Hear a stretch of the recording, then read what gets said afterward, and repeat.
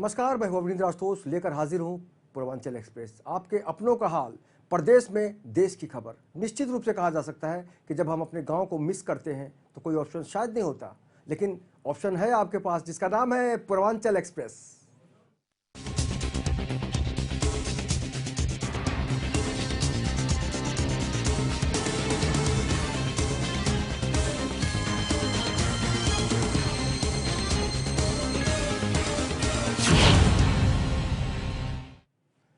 तो चलिए आज भी गाड़ी बढ़ाते हैं पूर्वांचल एक्सप्रेस की और खबरों के स्टेशन पर दर उतरते हैं कि कहां क्या हो रहा है। चलिए, बांदा में बने राजकीय मेडिकल कॉलेज में एमबीबीएस में प्रवेश खुलने से पूर्व और एमसीआई की टीम आने से पहले शासन स्तर पर निरीक्षण का दौर शुरू हो चुका है।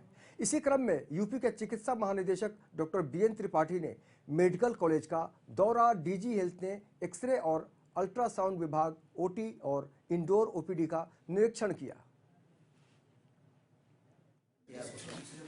एक की कीमत 22 लाख रुपए है। अच्छे से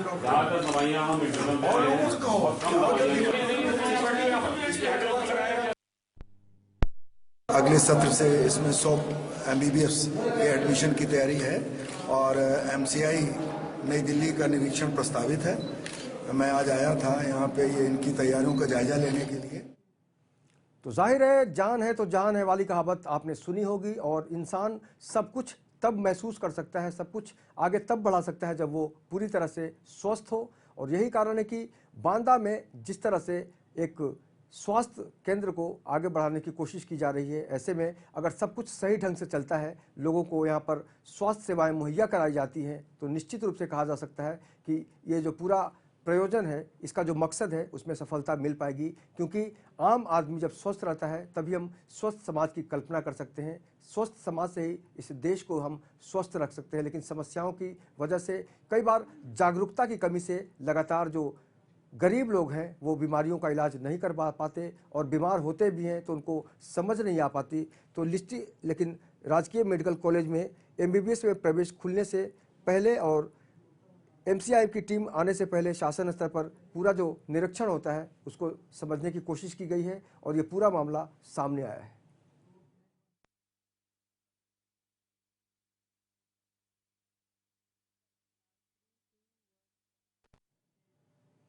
प्यार से बढ़कर शायद दुनिया में कुछ नहीं होता, लेकिन कभी कभी साइड इफेक्ट भी होता है।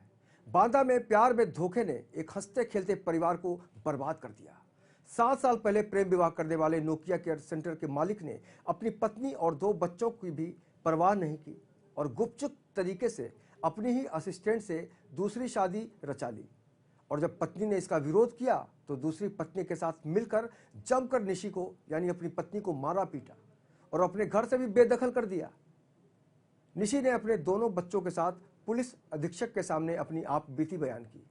निशी के मुताबिक 2 दिसंबर 2008 को दिल्ली में निशांत के साथ उसने प्रेम विवाह किया था और उनके एक बेटा और एक बेटी भी है। 2012 में वो बांदा आ गए और नोकिया केयर सेंटर को संचालित करने लगे। निशी का आरोप है कि अपने सेंटर में ही काम करने वाली एक महिला से निशांत ने गुपचुप तरीके से शादी रचा ली और जब 2 दिन पूर्व उसने स्वराज कॉलोनी निवासी अपनी सौतन के घर अपने पति को पकड़ लिया तो उसके पति और उस महिला ने उसे जमकर मारा पीटा और निशांत ने उन दोनों बच्चों के साथ अपने घर से भी उसे बाहर निकाल दिया। अभागी निशी अब अपने मासूम बच्चों के साथ दर दर की ठोकरें खाने पर मजबूर है। पुलिस ने पीड़ित महिला की तहरीर पर जांच की बात कही है। 2009 में हमारे पति के छोटे भाई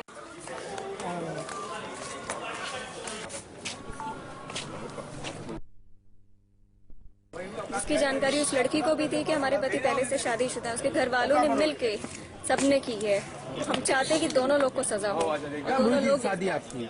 हमारी शादी 2 दिसंबर 2008 में हुई थी। इसके बाद तो हम दिल्ली में रहते थे। दिल्ली से फिर बांदा आए और बांदा में इन्होंने फिर ये 2012 में नोकिया केयर में वो लड़की काम करने आई। वहाँ से उसमें जो है इन लोग का चलता रहा। 3-4 महीने पहले ये सब पता चला जब उसने व्हाट्सएप पे मुझे फोटो और ये सब चीजें भेजने लगी। मेरे पास सारे सबूत इकट्ठा हुए। एक बार मैं पुलिस के पास गई भी थी तो उसने बोला कि आपके पास कोई सबूत नहीं है। जब उसने सबूत किया तब आज मैं आई हूँ। और कल उसने मुझे इतना मारा वहाँ पे, मेरे सर में चोट लगी है। रात भर मैं सो नहीं पाई, मेरे चोट के निशान हैं। सारी चाहती हूँ। उस महिला ने एक प्रार्थना पत्र दिया है और उसमें ये आरोप लगाया है कि उसके पति ने जो है एक किरण नाम की लड़की के साथ जो है दूसरी शादी कर ली है और उसके खिलाफ वो चाह रही थी कि मेरे पति के खिलाफ और उस किरण के खिलाफ जो है कानूनी कार्रवाई की जाए, उसको जेल भेजा जाए। लेकिन जिस तरीके का उत्पीड़न की वो बात कर रही थी कि उसका पति उसको मारता पीटता है, तो वो संबंधित धाराओं में 7 साल से कम की सजा है। गिरफ्तारी पुलिस नहीं कर सकती है, लेकिन जो भी वैधानिक कार्रवाई है उसको संतुष्ट किया गया है और दोनों पक्षों को बुला करके और वैधानिक कार्रवाई। तो एक तरफ कहा जाता है कि प्रेम से बढ़कर कुछ नहीं होता है इस जीवन में, इस दुनिया में, लेकिन दूसरी तरफ उसका साइड इफेक्ट भी जो महसूस करते हैं वो कहते हैं कि प्रेम का रोग बड़ा बुरा। पहली शादी प्रेम विवाह के तौर पर हुई थी और दूसरी बार जब आशिक दिल हो गया उसके पति का, तो उसने अपनी उस कर्मचारी को अपना शिकार बनाया जो उसके साथ काम करती थी। यानी कहीं ना कहीं से प्रेम की डींगे बढ़ाने के बाद उसने उसको भी अपने जाल में फंसा लिया और अपनी बसी बसाई जिंदगी को तबाह कर दिया, क्योंकि 2 छोटे छोटे बच्चे और अपनी पत्नी को जिस तरह से उसने बेदखल किया, जाहिर है कोई भी पत्नी आज के दौर में या किसी भी दौर में इस तरह का अपमान बर्दाश्त नहीं कर पाएगी, क्योंकि ये उसके साथ नाइंसाफ़ी हुई है। और जो सबसे बड़ा सच है वो ये है कि पत्नी और बच्चों के होने के बाद अगर आप शादी करते हैं तो ये गैर कानूनी है और उस कानून को उसने ठेंगा दिखाने की कोशिश की है और अपने घर परिवार को बिल्कुल त्याग दिया है, क्योंकि उसके जीवन में एक दूसरी औरत आ गई है और दूसरी औरत की वजह से पहली पत्नी दर दर की ठोकरें खाने को अभिशप्त है।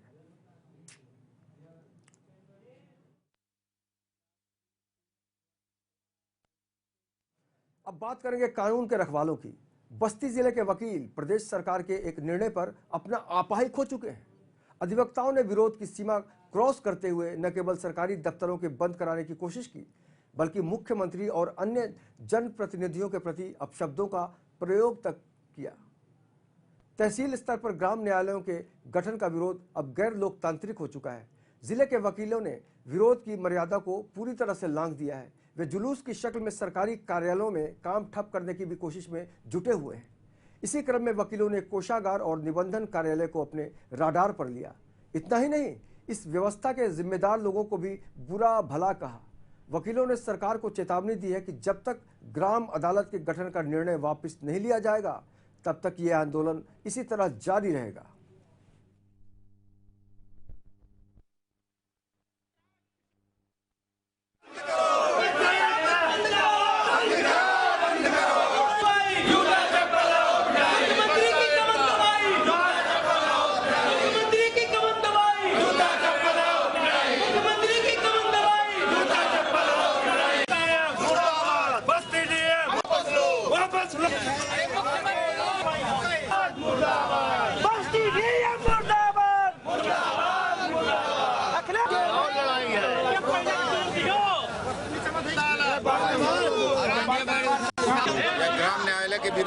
विरोध में हम लोगों ने मुख्यमंत्री का पुतला फूंका है और ग्राम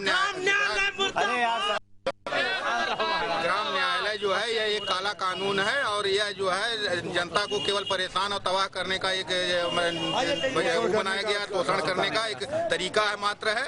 और इससे जो है यह अधिवक्ताओं का मतलब न्यायालयों के विकेंद्रीकरण से अधिवक्ता भी उसमें परेशान होंगे, मजिस्ट्रेट भी परेशान होंगे और बादकारी भी परेशान होंगे। साधारणतया जो है लोग गवाही जो है जिले पर आकर नहीं दे पाते हैं, वो अपने गाँव में कैसे दे पाएंगे। और केवल लाठी डंडे के बल पर जो है सारा जो है यहाँ पर गुंडाई करके लोग न्याय गुंडा शासन जो है गुंडा राज्य कायम हो जाएगा, जिससे जो है न्यायालय से और बादकारियों को न्याय मिलने में बड़ी ही असुविधा होगी। साथ ही साथ जो है सारी व्यवस्था ध्वस्त हो जाएगी और जिससे जो है मतलब हम अधिवक्ताओं का जो है यह प्रदर्शन जो है उसी काले कानून के विरोध में किया जा रहा है और निरंतर आज 13-14 दिनों से चल रहा है, जो संभवतः जो है अभी खत्म तब तक नहीं होगा जब तक यह काला कानून जो है सरकार खत्म नहीं करती, वापस नहीं होगा। और हम लोग राष्ट्रीय लोक अदालत का भी जो है विरोध करेंगे और न्यायालय कैंपस में एक भी किसी को जो है नहीं जाने देंगे और उसका बहिष्कार करेंगे। और अगर कोई जो है ऐसे कार्यों का विरोध करता है तो उसकी भर्त्सना हम लोग करेंगे। जो है। अब बात करेंगे कानून के रखवालों की। बस्ती जिले के वकील प्रदेश सरकार के एक निर्णय पर अपना आपा ही खो चुके हैं। अधिवक्ताओं ने विरोध की सीमा क्रॉस करते हुए न केवल सरकारी दफ्तरों के बंद कराने की कोशिश की, बल्कि मुख्यमंत्री और अन्य जनप्रतिनिधियों के प्रति अपशब्दों का प्रयोग तक किया। तहसील स्तर पर ग्राम न्यायालयों के गठन का विरोध अब गैर लोकतांत्रिक हो चुका है। जिले के वकीलों ने विरोध की मर्यादा को पूरी तरह से लांघ दिया है। वकीलों ने सरकार को चेतावनी दी है कि जब तक ग्राम अदालत के गठन का निर्णय वापस नहीं लिया जाएगा, तब तक यह आंदोलन इसी तरह जारी रहेगा। पूर्वांचल एक्सप्रेस में अभी वक्त हो गया एक छोटे से ब्रेक का। ब्रेक के बाद हम आएंगे और फिर बढ़ाएंगे पूर्वांचल एक्सप्रेस की गाड़ी आपके गांव की तरफ, आपके शहर की तरफ। तो देखते रहिए पूर्वांचल एक्सप्रेस।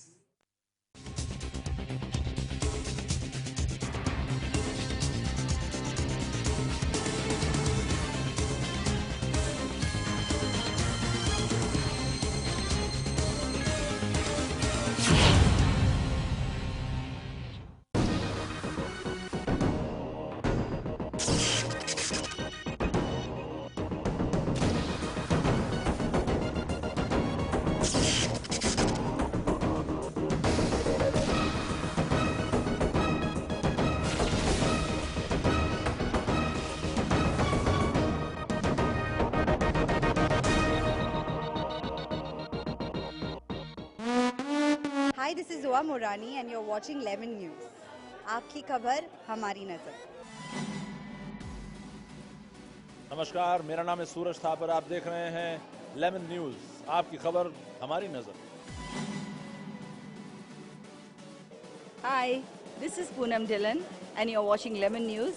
आपकी खबर हमारी नजर। हाय, मैं हूँ पद्मिनी कोल्हापुरे और आप देख रहे हैं लेमन न्यूज़। देखते रहिए, आपकी खबर हमारी नज़र।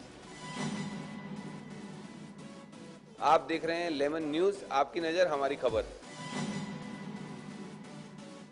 हाय गाइस, मैं हूं करण भाई और आप देख रहे हैं लेमन न्यूज़, आपकी खबर हमारी नज़र। लेमन टीवी अब इसलिए हिट हो जाएगा पूरे महाराष्ट्र में और पूरे देश में क्योंकि वो पूर्वियों की आवाज बनने जा रहा है, पूर्वियों की भाषा को तवज्जो देने जा रहा है। इसलिए मेरी शुभकामना भी है और आशा है कि सुपरहिट लेमन होगा। जी नमस्कार, मैं सुरेश शुक्ला, गायक संगीतकार। पूर्वांचल एक्सप्रेस के समस्त दर्शकों को बहुत बहुत बधाई देता हूं। उत्तर प्रदेश, बिहार, तमाम अपने गांव जवार की न्यूज़ देखें, खुश रहें। धन्यवाद। मैं हूं निर्माता, निर्देशक और संगीतकार राजकुमार पांडे और आप सब देख रहे हैं पूर्वांचल एक्सप्रेस। और मैं बहुत सारी शुभकामना देता हूं कि चैनल उस तरह चले, प्रोग्राम उस तरह चले जिस तरह से गंगा जमुना का धारा चलता रहता है, निरंतर बहता रहता है, उसी तरह जो एक्सप्रेस है ये अपने आप में एक रफ्तार में चलता रहे। धन्यवाद।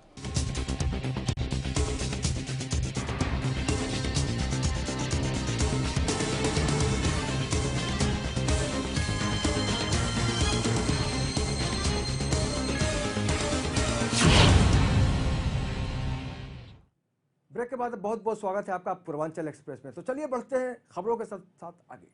जौनपुर में शाहगंज क्षेत्र के बड़ौना ग्राम के पास घने कोहरे की वजह से सामने से आ रही टैंकर की टक्कर सरकारी देशी शराब से लदा ट्रक खाई में पलट गया। हादसे में ट्रक चालक गंभीर रूप से घायल हो गया, जिसका इलाज अस्पताल में चल रहा है। ट्रक के खलासी ने बताया कि अलीगढ़ से देशी शराब लाद कर आजमगढ़ लाया जा रहा था। रास्ते में घने कोहरे की वजह से यह हादसा हो गया।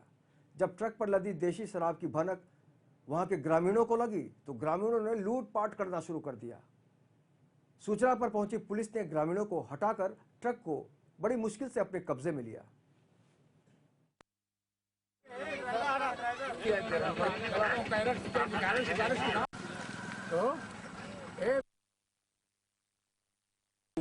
ये एक्सीडेंट मुझसे कैंटर वाले ने एक्सीडेंट मारा, आगे से गाड़ी फिसल गई, पलट गई सब। इसमें क्या लदी थी ट्रक में?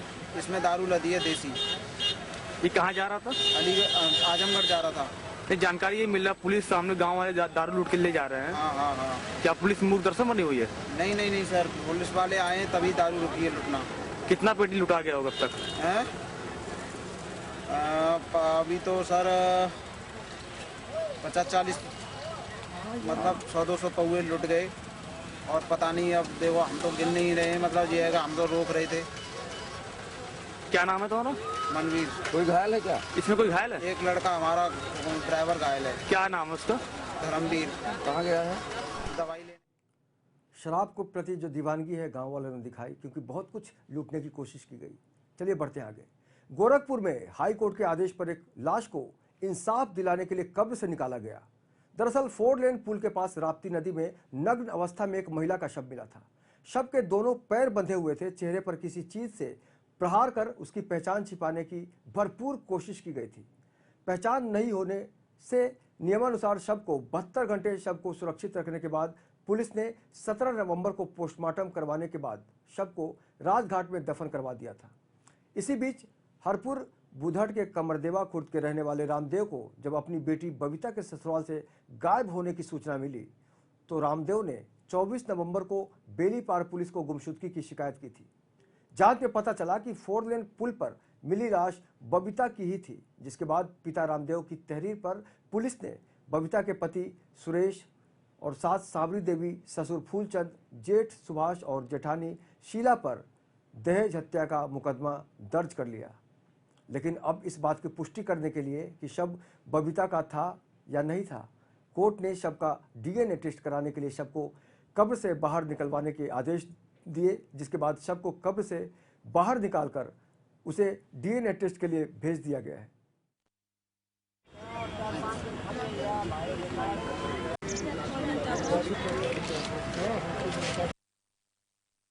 हमारी लड़की जो है, हम लोग नौसर में सुरेश के यहाँ किए थे, शादी किए थे सुरेश के साथ में, फूलचंद का लड़का है। तो लड़की मतलब शादी रहल 15 जून 2014 के।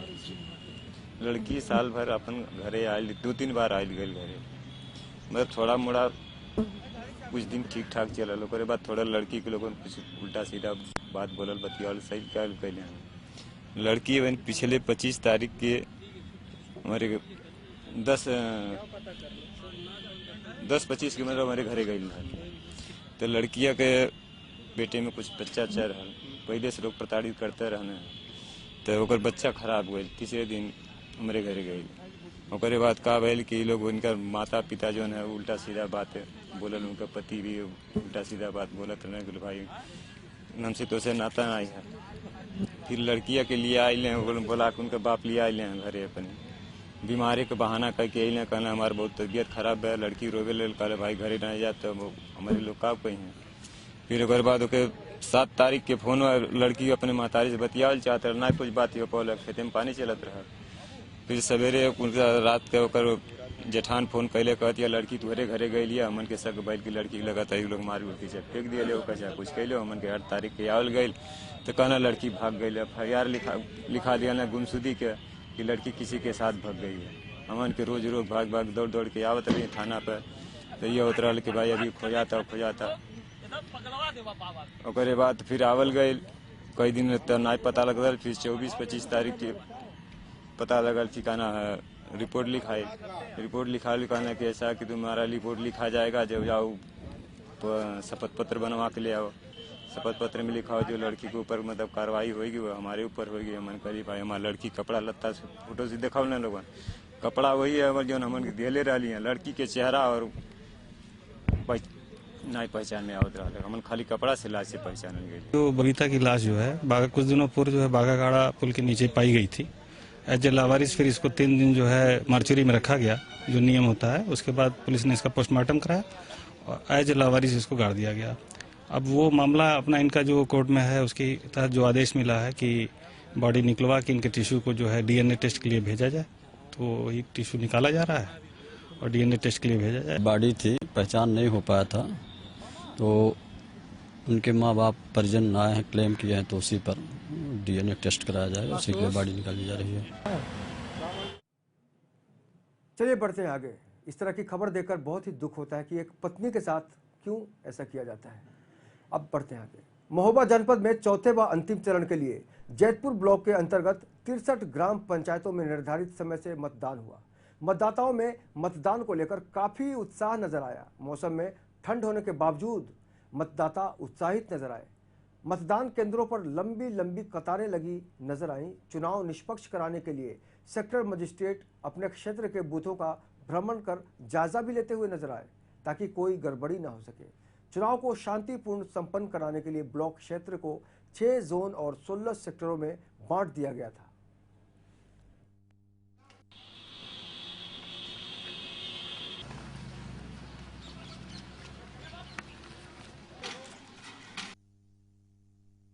तो ये चाहूँगा कि गांव के जो बहुमूल विकास के लिए ऐसा प्रत्याशी होना चाहिए कि जो कि विकास और गांव के देखते हुए नाली संबंधित, रोड संबंधित और काफ़ी ऐसी चीज़ें हैं कि जो कि एक 9 लाख की संस्था यहाँ बमहोरी ग्राम में आई थी स्वास्थ्य विभाग से, जो कि ऐसी जगह फेंकी गई है पिछली पंचवर्षीय में कि जहाँ आज भूसा उसमें भरा जा रहा है।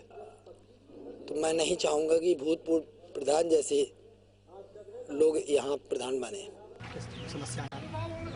समस्या तो यहाँ जो कोई नहीं समझ में आ रही। आपने अपने मत का प्रयोग कर दिया? अभी नहीं। चलो, क्या सोच के मत दे रहे हैं आप? कैसा उम्मीदवार होना चाहिए जो आपके? उम्मीदवार तो हम यही प्रयास करते हैं और करते रहे कि विकासशील व्यक्ति होना चाहिए, लेकिन इस समय जो है विकासशील व्यक्तियों का कहाँ जो है कानावर नज़ारा है। यहाँ तो बस वही जो है लूटपाट वाले लोग जो है ज़्यादातर दिखाई दे रहे हैं। तो आप अपने मत का प्रयोग करेंगे तो क्या सोच के करेंगे? हम तो यही सोच करके करेंगे कि भाई जो है अच्छे व्यक्ति का चुनाव किया जाए।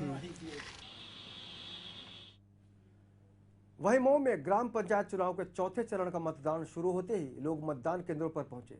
ठंड और कोहरे की वजह से मऊ में मतदान को लेकर मतदाताओं ने कम उत्साह दिखाया, लेकिन जैसे जैसे दिन चढ़ा लोग मतदान केंद्र पर पहुंचे और मताधिकार का जमकर प्रयोग किया।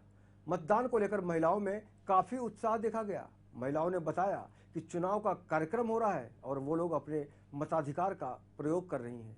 बिना किसी परेशानी के वोट डालने से खुश दिख रही महिलाओं ने कहा कि उन्हें गर्व है कि वो भारत की नागरिक हैं।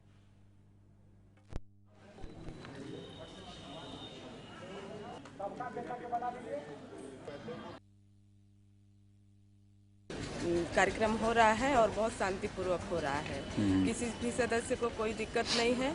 लोग शांति से आ रहे हैं और अपना मत अपने तरह अपने मन से देकर और शांतिपूर्वक घर जा रहे हैं। कैसा लग रहा है आपको वोट देते हुए? वोट देते हुए हमें लग रहा है, गर्व महसूस हो रहा है कि हम भारत के नागरिक हैं और हमारा अधिकार हमें मिला है।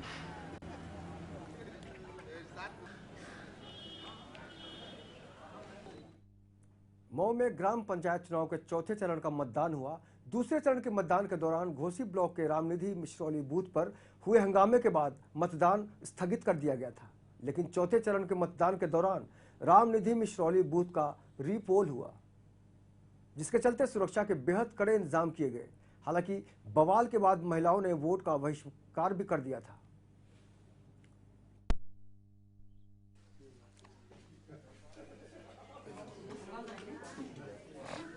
तो जाहिर सी बात है, जब चुनाव के दौरान कोई भी छिटपुट घटना होती है तो आम आदमी को अजीबोगरीब स्थिति का सामना करना पड़ता है।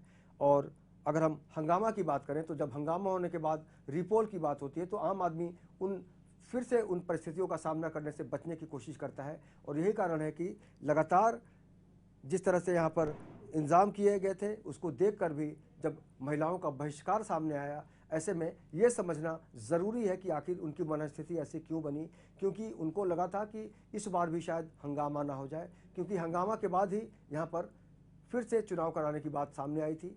और अगर चुनाव के दौरान आम आदमी को लगता है कि उसकी सुरक्षा को लेकर कोई खिलवाड़ हो सकता है तो वो अपनी सुरक्षा चाहते हैं, लेकिन यहाँ पर पूरा इंतज़ाम हुआ, व्यवस्था की गई, उसके बावजूद जो तस्वीर है वो खुद बयान कर रही कि वाकई आम आदमी आज भी किस कदर हंगामा से बचना चाहता है। हालांकि वो अपना कर्तव्य निभाना चाहता है। तो आज के पूर्वांचल एक्सप्रेस में बस इतना ही। बाकी खबरों के लिए आप देखते रहिए लेमन न्यूज़। और जब भी आपको अपने गांव की याद आए, अपने शहर की याद आए, तो बस ऑप्शन के तौर पर याद कर सकते हैं जिसका नाम है पूर्वांचल एक्सप्रेस। तो आप कीजिए आराम, हमको दीजिए आज्ञा। राम राम।